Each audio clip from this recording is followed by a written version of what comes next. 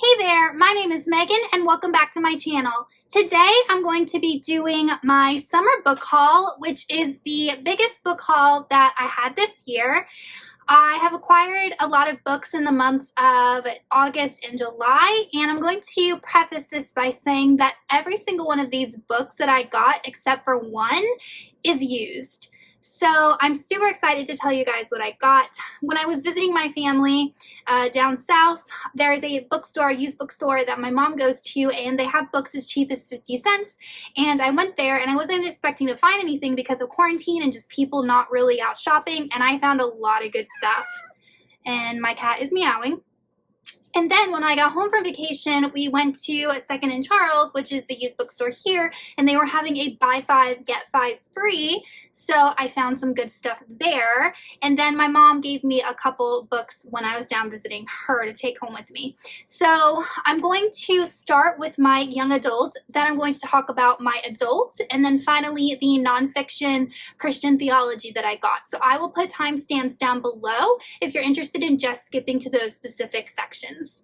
But before we get on into the haul, if you are not already subscribed to my channel, please go ahead and hit that subscribe button as well as the little bell icon so you can be notified every time I post new content. I post videos every Sunday and every Wednesday.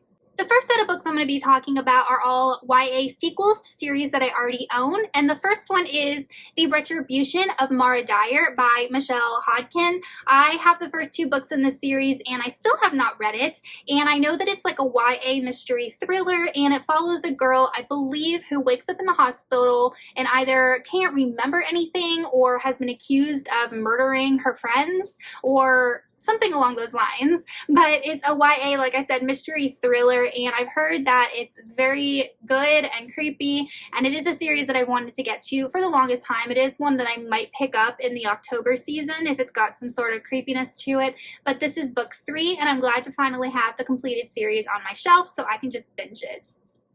The next book I got is The Queen's Resistance by Rebecca Ross. This is a YA fantasy, and it is the sequel to The Queen's Rising. And I have never read The Queen's Rising, so I don't know that much about it, but I know that it follows a girl in a world where everybody has a certain talent, one of 5 talents, and our main character was born without any of these talents. One day, she gets an unexpected offer of patronage, and this takes her to the court where she uncovers a plot to overthrow the king and gets involved in the court politics. So this is a duology that I really want to get to soon, and I'm glad to have the sequel. The next book I got is A Sorrow Fierce and Falling by Jessica Cluess, and this is book 3 in the Kingdom of Fire trilogy.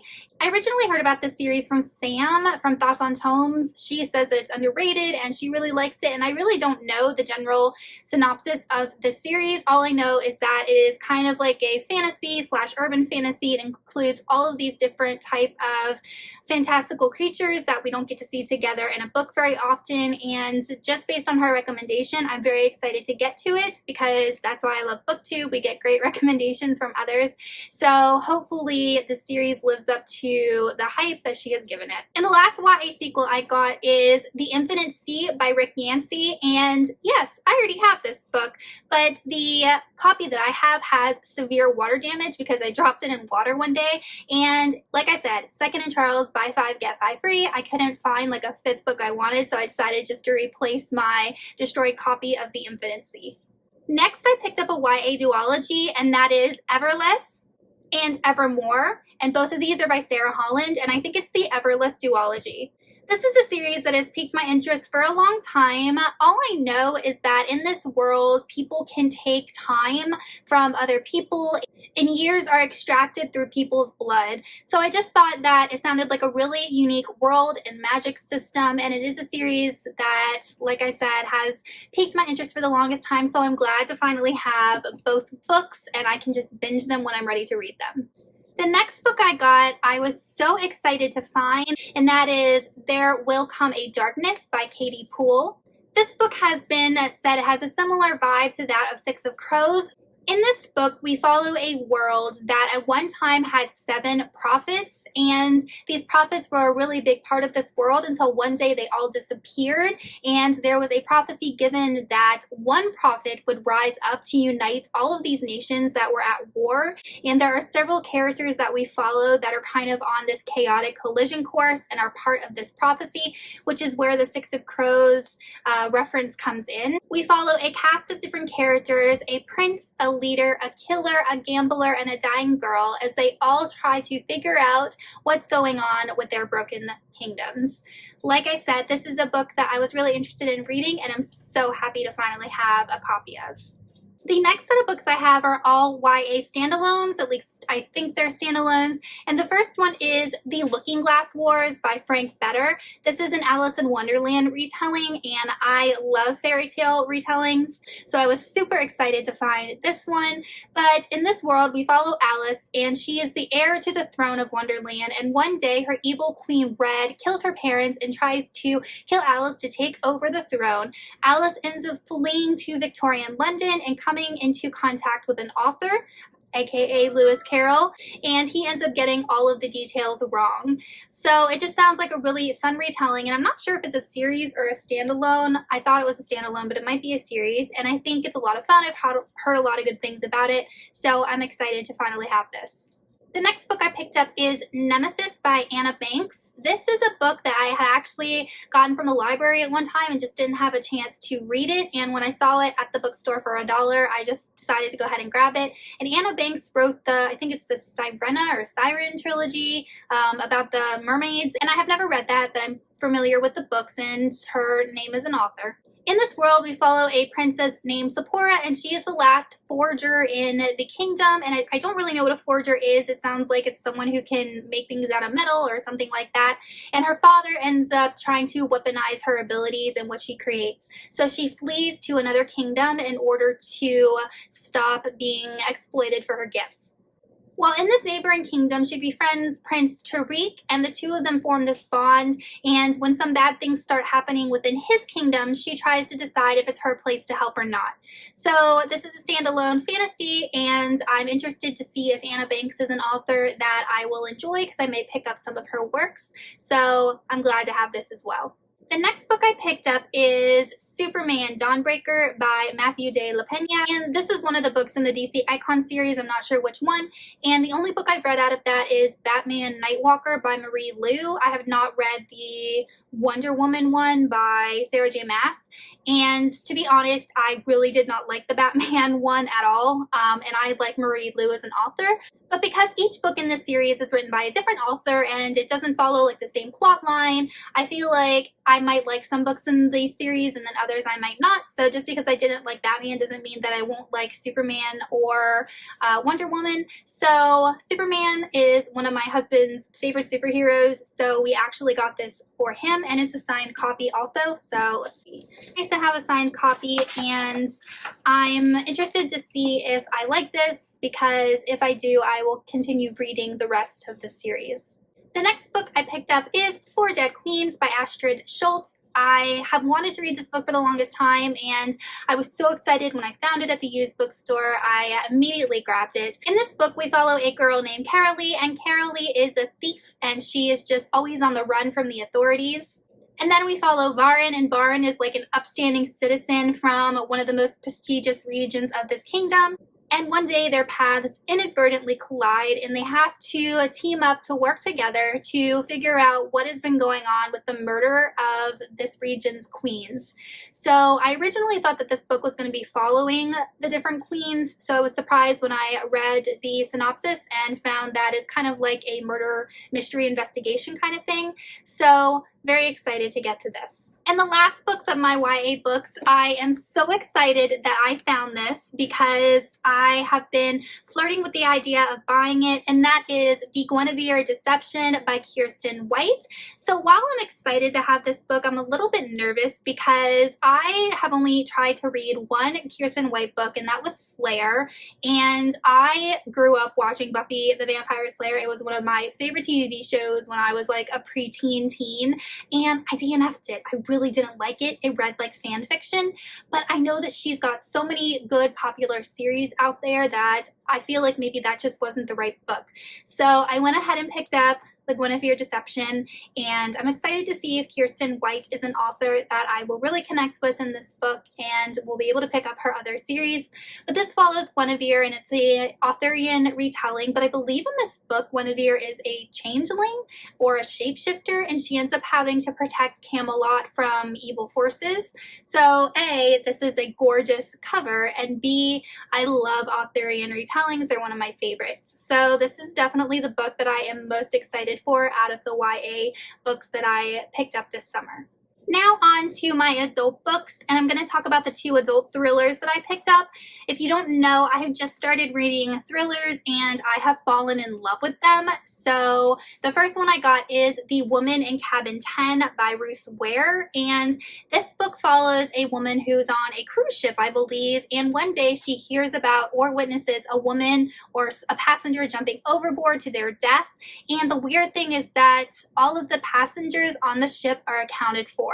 So she goes to investigate what exactly this means for the people on the ship. So the reason that I was interested in this book is that my mom worked for a cruise line for like 20 years, and every 6 months she and I would go on a cruise. We would spend time together, and I grew up basically on cruise ships quite a bit. So being in that setting and it being a murder mystery and a thriller, it just has me so excited to get to this. Plus, I've been wanting to read more books by Ruth Ware. The next thriller I picked up is The Death of Mrs. Westaway, also by Ruth Ware, and I've had a bunch of you recommend this to me, so I'm so eager to get to it. But this follows a woman named Harriet, and Harriet one day receives a strange letter bequeathing a substantial inheritance to her from her grandparents, which is really odd because her grandparents have been dead for about 20 years. So she ends up accepting the inheritance and going to this estate of her so-called grandparents, and she finds that a family is there to pay their respects to the dead grandparents, and something weird is going on with the situation, and our main character just learns some very weird, wrong things. So I think that this is a book that I will probably read around October because it just sounds spooky and atmospheric, and I'm really eager to delve into more Ruth Ware. The next 2 books I got are both adult science fiction. The first one is Sky Without Stars by Jessica Brody, and there's 2 authors on here, Joanne Rendell. So this has been described as Les Mis in space. Just that's interesting enough. And I know that Jessica Brody writes mostly YA contemporary, and this other author, Joanne Rendell, I've never heard of before. So I'm really curious to see how Jessica Brody transitions from YA contemporary into adult science fiction. And this is the first book in a new sci-fi series. And Les Mis in space, I'm interested to see where that goes. And this one is fairly thick. It's about 600 pages, so I'm eager to get to this and see how she creates this world and why it's being compared to Les Mis. The next science fiction book I got was Altered Carbon by Richard K. Morgan. Okay, I shouldn't say that I got this because actually my husband got this. And funny story about this book, I actually owned this book at one time. I picked it up when I found out that Netflix was doing an adaptation of the book and I wanted to read it, and this was probably about 2 years ago. So I got a used copy at Second and Charles. I got like 50% of the way through and DNF'd it because I found it really confusing, like really confusing. But my husband watched the Netflix show and fell in love with it, and now he wants to read the book. So got another copy because I had gotten rid of my other one. I don't think I'm going to be giving Altered Carbon in book form another chance. I don't think that I will probably read anything by Richard K. Morgan ever again, but I did want to show you this book in case you have read it and are interested in it. And yeah, my husband does read sometimes. So Altered Carbon by Richard K. Morgan. And lastly, we have my adult fantasy, and this is the only book that I actually bought new, and that is The Last Uncharted Sky by Curtis Craddock. This is book 3 in the Risen Kingdoms trilogy, which is a series, if you watched my channel at all, you'll know that I absolutely love, and I feel like it is completely underrated. But this follows a world where it's based on kind of French society, and there are musketeers, there are kings that have all of these differing sorceress abilities that I have never read about in a fantasy book before, and all of these kingdoms are on different floating continents, and they have to use airships to go between continents and countries, and there's a lot of political intrigue in this. There's a lot of science. It reminds me, or gives me very like steampunk vibes, so I'm so excited to have this final book in the trilogy, and it is a trilogy that I do want to finish by the end of the year. So if you have not picked up book 1 in this series and you like high fantasy, I highly recommend it. The last 3 books I got are all Christian living / theology, which is a nonfiction genre that I really like to read. So my mom gave me 2 of these books, ones that she had and read and wanted me to read, and then the third one I bought. So the first one is Your Battles Belong to the Lord by Joyce Meyer, and I am familiar with Joyce Meyer. I've watched some of her presentations on TV, but I've never read any of her books. She does a lot of like Christian living inspirational pieces and ministry and things like that. My mom really likes Joyce Meyer because she says that she simplifies things and makes it easy to understand. So I'm interested to give her a shot and see if she is someone that I can continue reading her work, because she sure as heck has a ton of it. The next book my mom gave me is The One Thing You Can't Do in Heaven by Mark Cahill, and I actually already started reading this, but this is all about evangelism, and if you're an evangelical, you know how to gather tools to do that better, and it teaches you how to talk about your faith in a non-confrontational way. So it's not a very long book, and Mark Cahill wrote a book called One Heartbeat Away, I think it's what it's called, and that's a book that I've always wanted to read and just haven't. So I'm excited to have one of his books because I want to read his other books and I want to see how much I enjoy this one. So I'm glad that it's not very long, and I'm glad that it's educational, and I'm looking to learn a lot from it. And the last book I picked up because it sounded interesting, and that is The Physics of Christianity by Frank Tipler.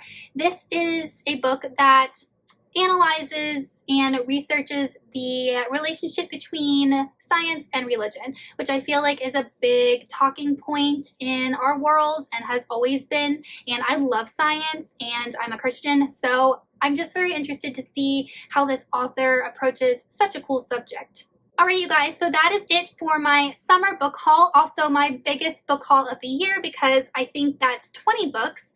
And yeah, I am so excited that I got all of these books for under $10 per book, not total, except for The Last Uncharted Sky. I cleaned up.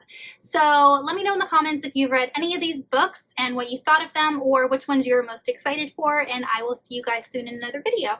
Goodbye!